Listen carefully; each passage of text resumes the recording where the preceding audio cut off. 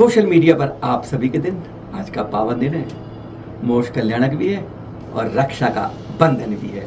सादर जनियत सुबह सुबह छोटी से करेंगे नपितुली बात। आज कोई कहानी नहीं सुनाएंगे, अतीत नहीं दोहराएंगे, पर हाँ आज के दिन हाथ पर आप राखी बनवाएंगे और रक्षा सूत्र गुरुवर की पीछे में बांधेंगे, है ना। बहन तो आपके हाथ पर कलाई पर राखी इसलिए बांधती है कि आप संकल्प लो कि आप रक्षा करोगे उसकी। आप साधु की पीछे पर राखी क्यों बांधते हैं? कभी सोचा है कि साधु आपकी रक्षा करे, धर्म आपकी रक्षा करे, उनके प्रवचन आपकी रक्षा करें, या फिर आप उनकी रक्षा करो? इसलिए आज सोचने वाली बात है। यह जो धागा है ना, केवल धागा नहीं होता, एक वचन होता है, एक प्रण होता है और एक संकल्प होता है।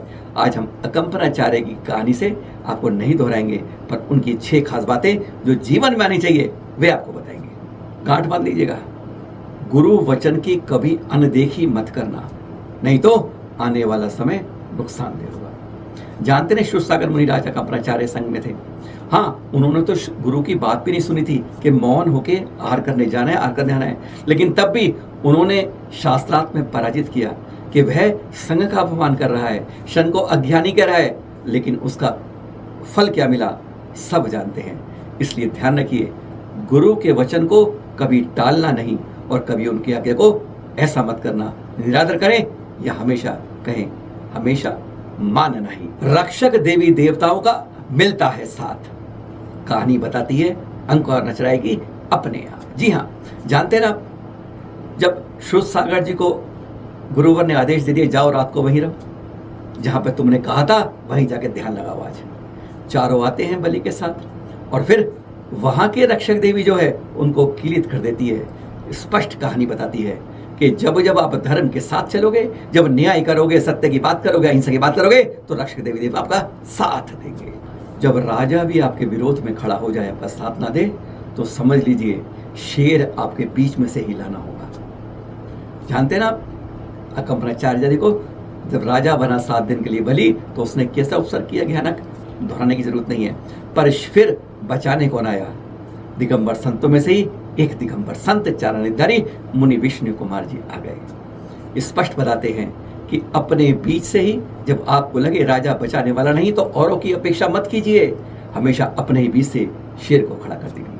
अपनी शक्ति की करो पहचान। कमजोर हैं, गिनती छोटी है, क्वांटिटी कम है, कोई सुनता नहीं है, क्या कर पाएंगे? नहीं। चारण रिद्धिकारी विष्णु कुमार मुनि जी नहीं जानते थे मैं रिद्धिधारी हूं, बढ़ाऊंगा बढ़ता जाएगा, छोटा करूंगा छोटा होता जाएगा, नहीं समझ पाए। यानी अपनी शक्तियों को पहचानो। आज वक्त है उनको पहचानने का और उनका उपयोग करने का, सदुपयोग करने का, अपने धर्म तीर्थों की रक्षा के लिए आगे करने का। बस शक्तियां पहचानी है अपनी, जिसमें जो हुनर है उसको सामने लाइए, और जब सब इकट्ठे हो जाएंगे तो कोई ना कोई रिद्धि बन ही जाएगी। दिगंबर संतों की तकलीफ करोगे, विनाश का कारण खुद पैदा करोगे। बलि ने 7 दिन तक उपसर्ग किया, फल क्या मिला?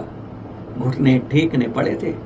वो तो दिगंबर संत थे इसलिए जान बच गई, नहीं तो जान भी नहीं बचती है।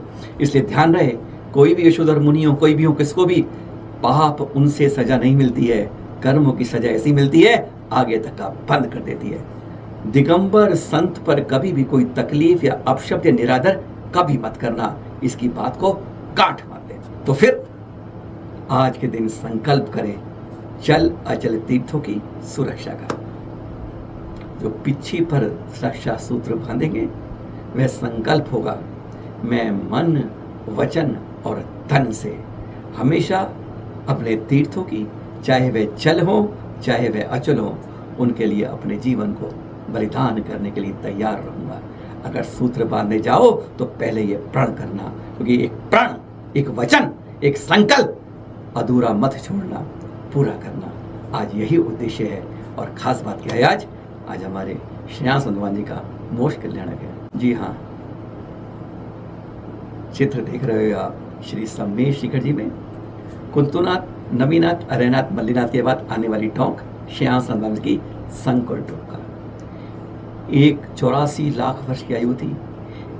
एक माँ के भोग निवृत्ति काल बाद 1000 महामुनिरात आज ही के दिन हमारे श्यासनाथ भगवान जी सिद्धालय गए थे इसी संकुलकूट से।